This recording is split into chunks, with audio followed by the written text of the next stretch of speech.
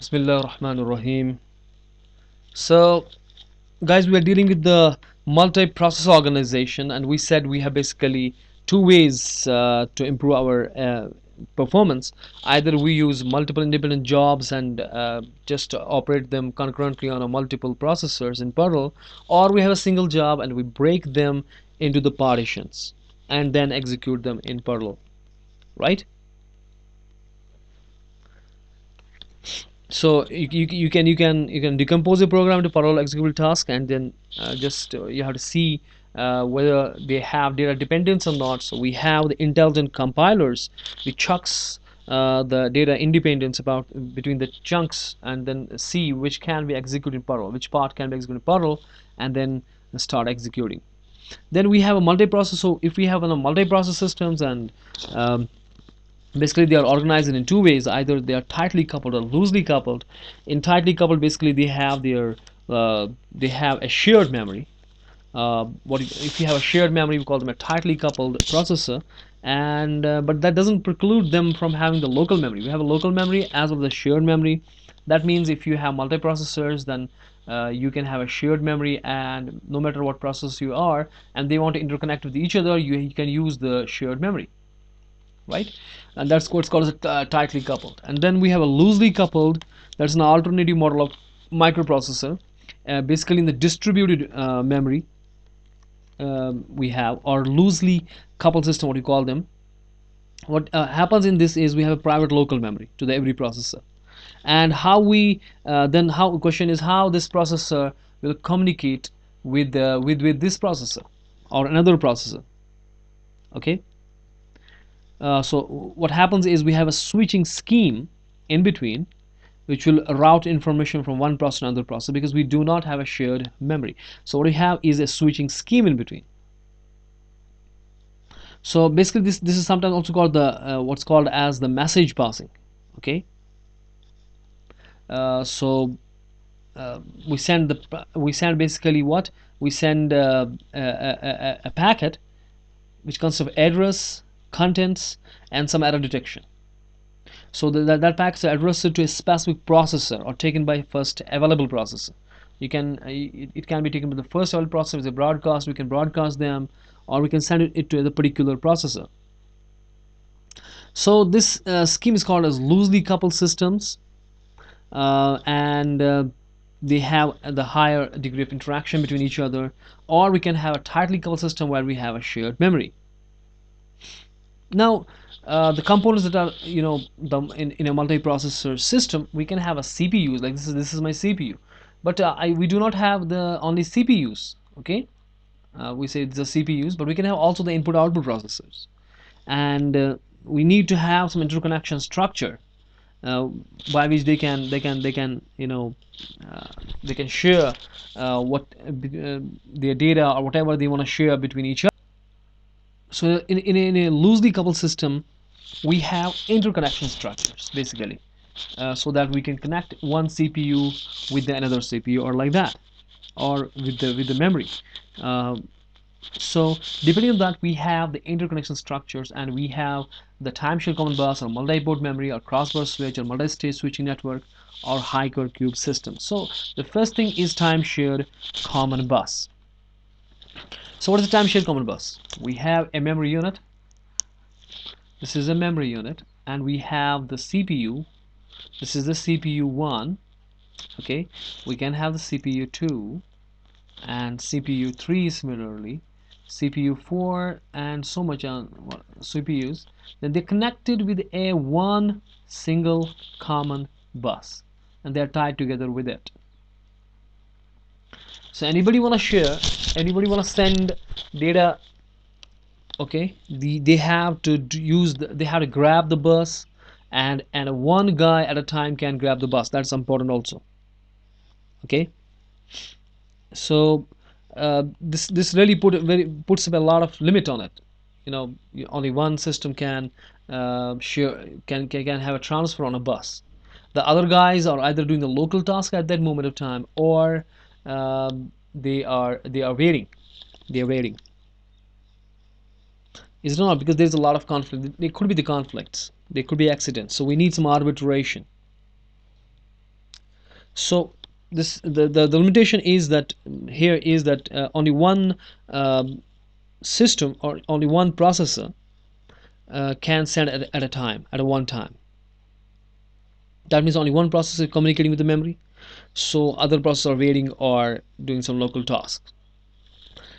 So this is limited. So the overall speed is limited to the single path. So that's not going to be the good thing. Or we can have then what's called as a dual bus system. Okay, we have in a timeshare common bus, we have single bus. Then what we have an improvement over this, we said that what we do is we have a local bus and a system bus concept. Okay, so if we have a CPU, for example, this is my CPU, and with it we can have also the input out processors, right, in what calls input out channels, and we could have also the local memory. Let us connect them with a local bus which is connecting to them, and we have another CPU, say for example here, the same structure, right, and they're connected here. We have another guy here, maybe we have on this side also the same structure, CPU with input output processors and the local memory, input output processors and the local memory, and so on. And now we have one bus, what is called as a system bus. Now we have a system bus. You can connect with the local memory or input processor using this bus, the local bus. This is the local bus. Or you want to communicate with all of these guys, you need to have a system bus. So besides these units, you need to have a one more thing, what is called as bus arbitration unit or system bus controller. System bus controller. So you have to tie with this, and this guy also will have a system bus controller, right? On one side combine with this, and on the other side it acts with this. Similarly, this guy also has a system bus controller, right? System bus controller, and this is my system bus, and there could be a one big common shared memory and connect with the system bus. So if you want to run communicate with the this memory, common shared memory, you have to use the system bus. If you are using a local memory, you can use it. So but one thing is that we have here only single bus, and here we have a dual bus system. Okay, but still they are limited because system bus will be taken up by only one system, so we can't have access to the common shared memory at the same time. If the processor from this processor want to communicate, the processor CPU 2, this is CPU 1, for example. If your CPU 2 is communicating with the common shared bus and CPU 1 also want to share the common bus same time, it can't happen because system bus can be occupied by only one guy at a time. So this has a limitation. So yeah, it has improvement over the single bus.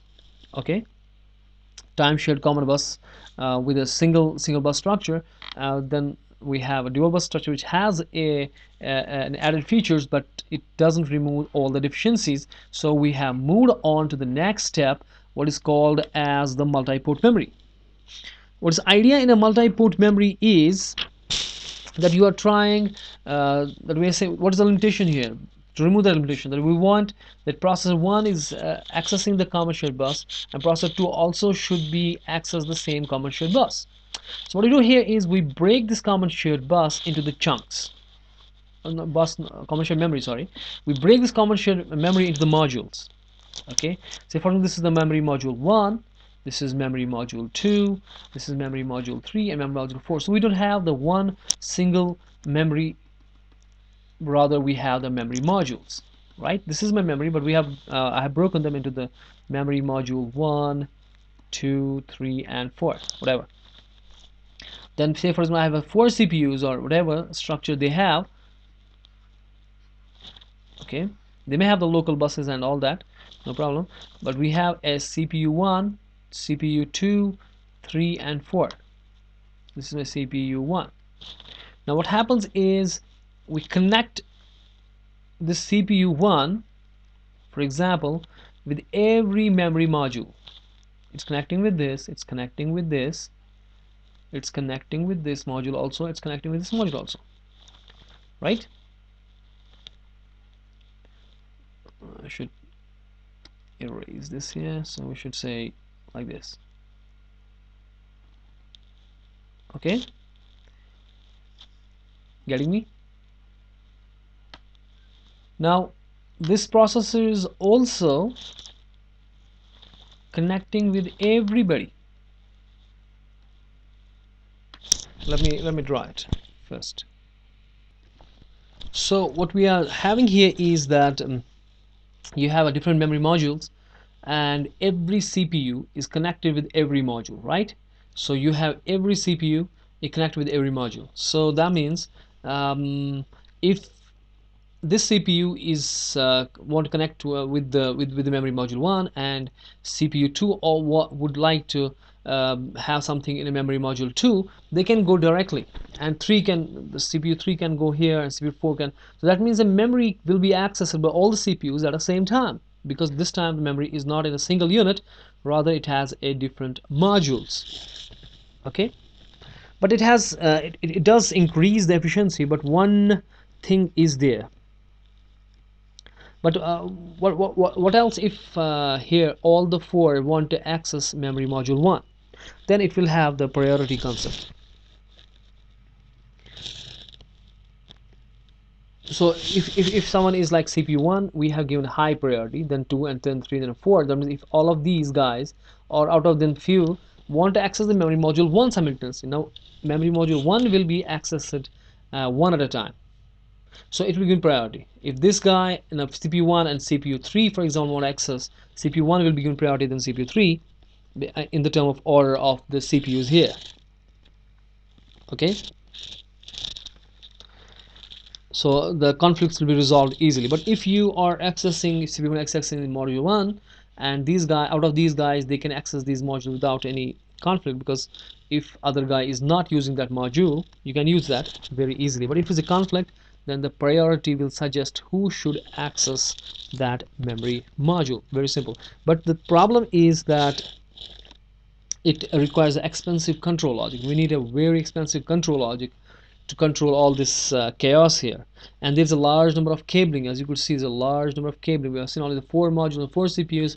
If that increases, these wires will increase, cables and connectors, and control logic is the drawback. The big drawbacks of is number 1, we have a very expensive control logic, and then we have basically this thing that we have the large number of cables and connectors. So to mitigate this, we have the third thing, what's called as a crossbar switch. Okay, so we move on to the third thing, what is called as crossbar switch, rather than the multi-port memory. The idea of multi-port memory will be there. We have memory modules, okay, but we want to remove those wiring, that clutter, right? So what we have in a crossbar switch is like this diagram. As you see, this is the idea is same as the cross in the not sorry this is the what we have is the multi-port memory, right? The idea is same as in the multi-port memory. What we have in multi-port memory, right? We have the number of we divided the memory into different modules.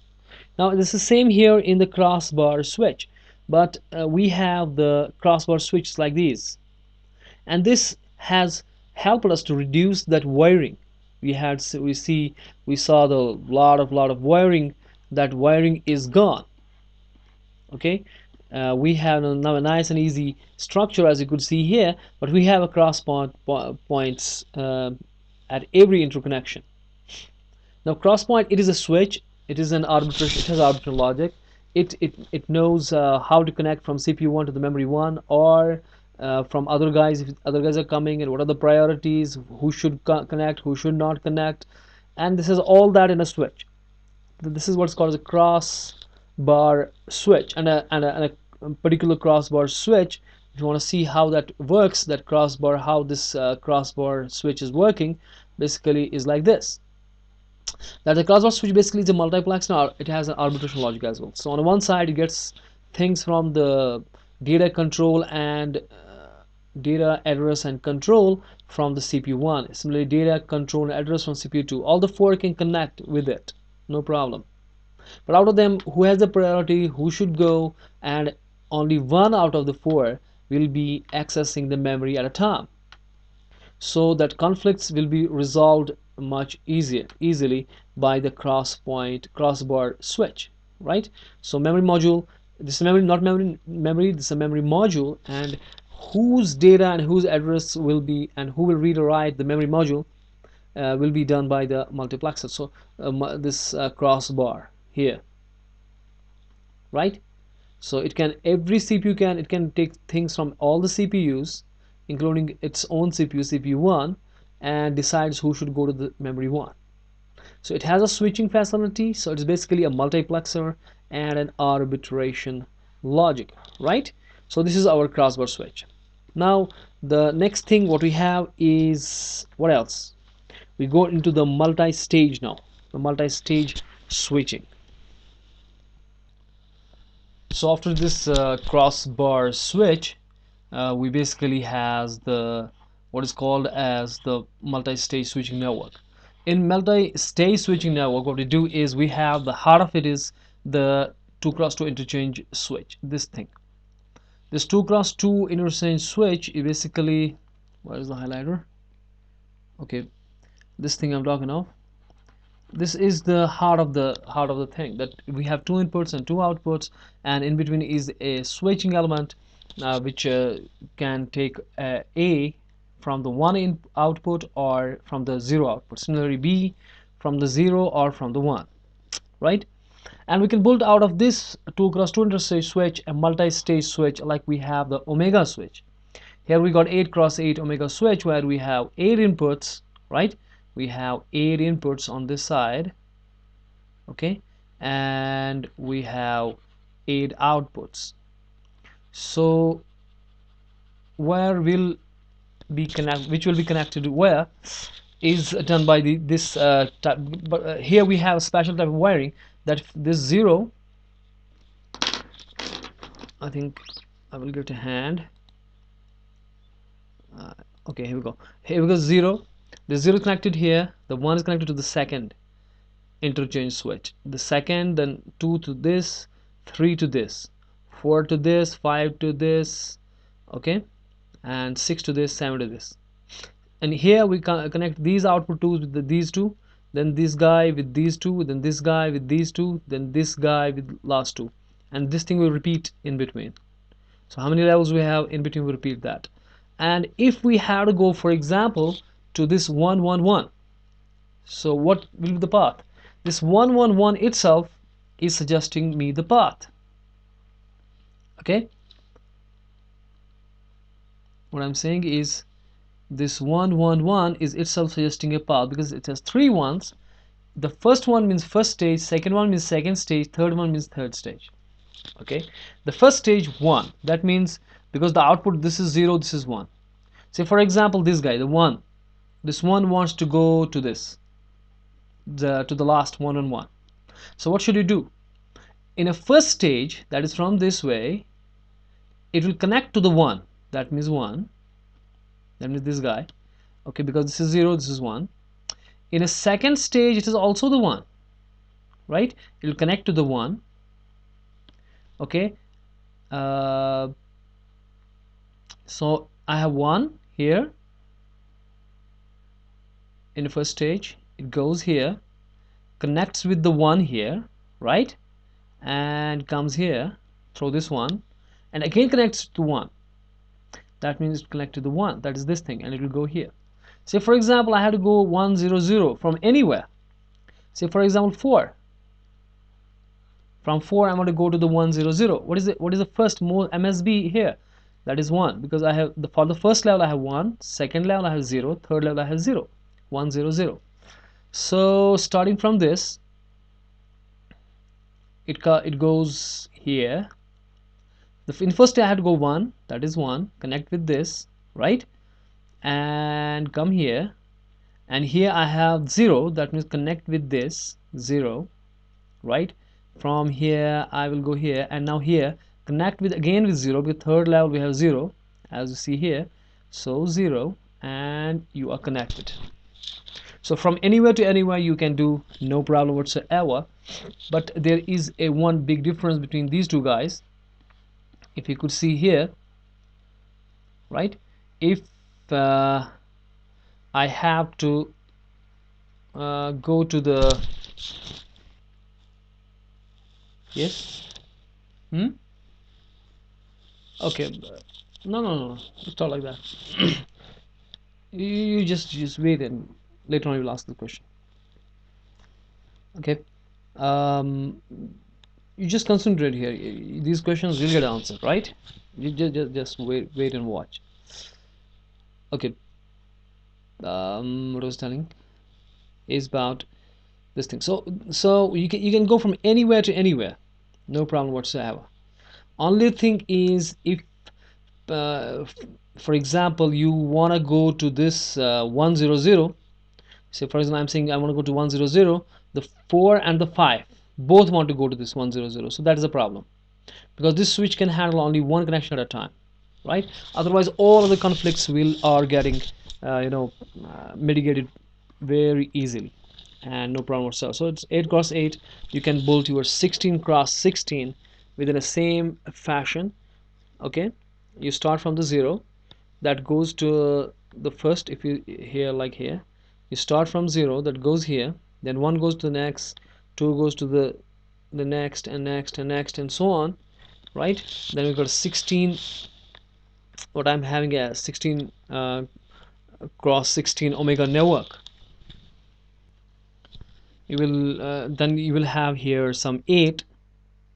We will not have, if we extend this to the 16, we will have here 8 these interchange switches, okay, and so on.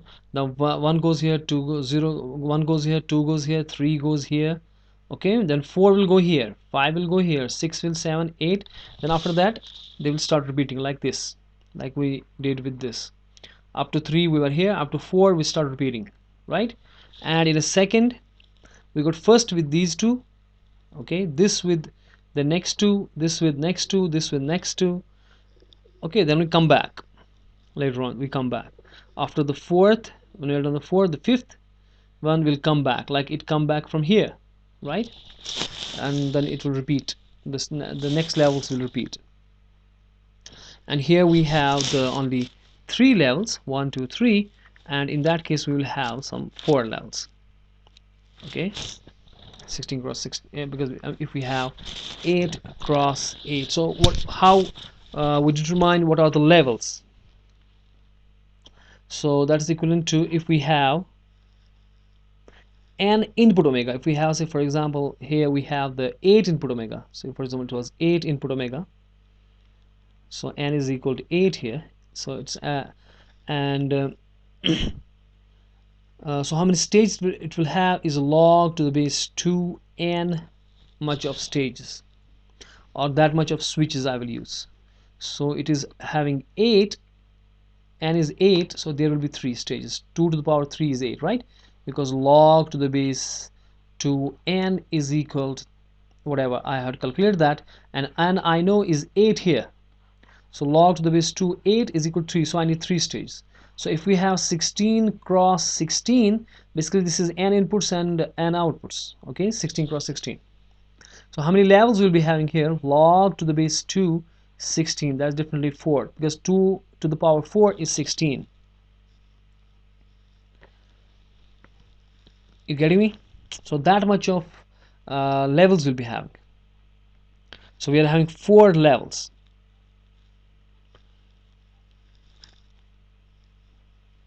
And how much of if you want to say in one level, how much switching the elements will be there, okay, that will be n over 2. These are the number of those these switches like this, how many switches we have in a particular level. I mean, say if we have this, I'm talking of this level, right, how many switching elements or interchange switches we have, that is equal to n over 2. If our inputs are n is equal to 8. What is n? Inputs. So the switching elements in one level will be 4. How many levels?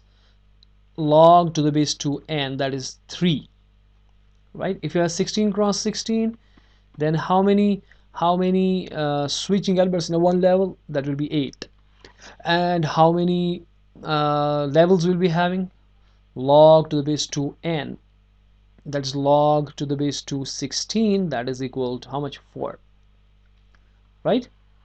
So similarly, no matter what, now the 32 cross 32, like that, and you will calculate how many switching elements you will have in a particular level. Okay, if say for example it's 32, so it will be how much? 16. And how much of levels? 5, right? So you can develop any diamond, whatever the network, right? So the next thing in it is, the last thing in it is what? That is my, we have done multi-stage, now, right? What we did, just quick recap. What did we did the time shared common bus, which has, then we have two types. One is the single common shared, and then we have the double shared common bus, where we have local bus and system bus. Then we have multi-port memory, which broke the memory into the modules. Then we but we had a lot of wiring there, so to reduce that, we have crossbar switch, which put a cross points, and to reduce those wiring, a lot of wiring of multi-port memory organization. And then we said we have the multi-stage switching network, which is the most beautiful thing. And the last thing we have in the interconnection structures is hypercube interconnection. Hypercube interconnection. So hypercube interconnection. One more thing to tell before I go to hypercube interconnection is that in tightly coupled multiprocessors, right, where we have the memory, shared memory, the connection will be between the processor and the memory module.